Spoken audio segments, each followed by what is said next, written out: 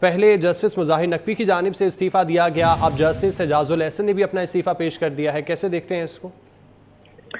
دیکھیے، پاکستان میں اتنے اعلیٰ عدلیہ کے لیے جو ڈیولپمنٹس ہوئی ہیں پچھلے 2-3 دن میں، یہ بہت ہی اہم ہے.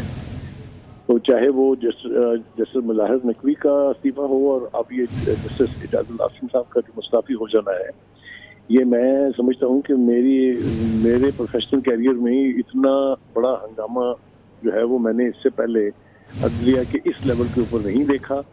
اور اس کی وجوہات ہیں، یہ بلا وجہ نہیں ہے. آپ جانتے ہیں کہ مظاہر نقوی کے بارے میں جو ان کی کرپشن کے حوالے سے جو پروسیڈنگز چل رہی تھی سپریم جوڈیشل کونسل میں، اور جس طریقے سے ایک آڈیو لیک ہوئی تھی، اگر آپ کو یاد ہو، جیسے کہ وہ ایک سیاستدان سے بات کر رہے ہیں اور ان سے وعدہ کر رہے ہیں کہ آپ کیس میرے پاس لے کے آئیں، میں اس کو جیسے آپ کہیں گے وہ فیصلہ دے دوں گا.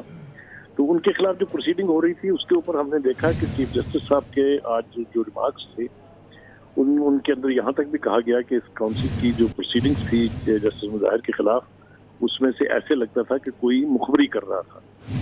تو یہ اب نام تو انہوں نے نہیں لیا، لیکن یہ ان کے ریئیکشن کے بعد جسٹس اعجاز الحسن کے یوں لگتا ہے وہ چور کی داڑھی میں تنکے والا مسئلہ ہے کہ شاید انہوں نے سمجھا کہ یہ ریمارکس براہ راست میرے بارے میں دیے جا رہے ہیں.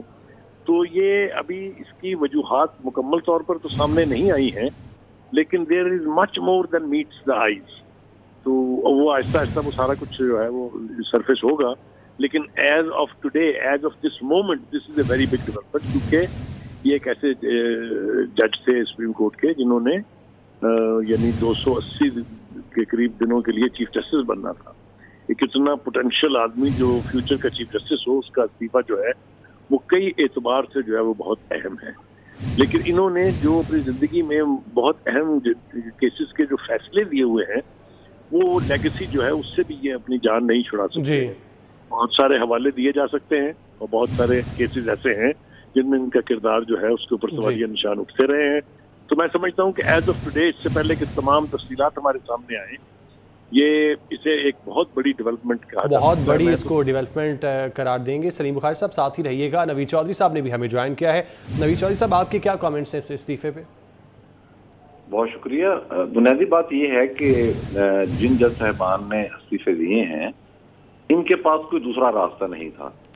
بعض احباب یہ کہہ رہے ہیں کہ شاید بدنامی سے بچنے کے لیے کہیں، یہ تو بدنام زمانہ آدمی، مطلب اعجاز الحسن صاحب کے بدنام ہونے میں کسی کو رتے برابر شبہ نہیں ہے. یہ پروجیکٹ نیا پاکستان جو بنا تھا، اس کے جو معمار تھے ان میں سے ایک تھے. پھر جس طریقے کے ساتھ مقدمات چلے 2016 کے بعد ہم نے پرٹیکولرلی دیکھا ہے، تو ان کا وہاں کیا رول تھا، کس طریقے کے ساتھ یہ آگے ہوتے رہے.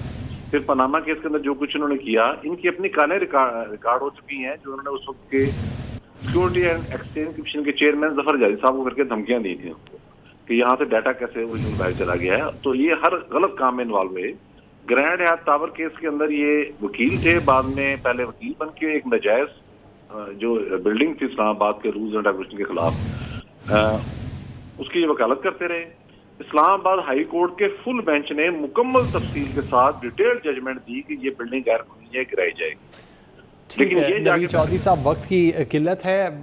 سلیم بخاری صاحب بھی ہمارے ساتھ موجود تھے. آپ دونوں کا بہت شکریہ.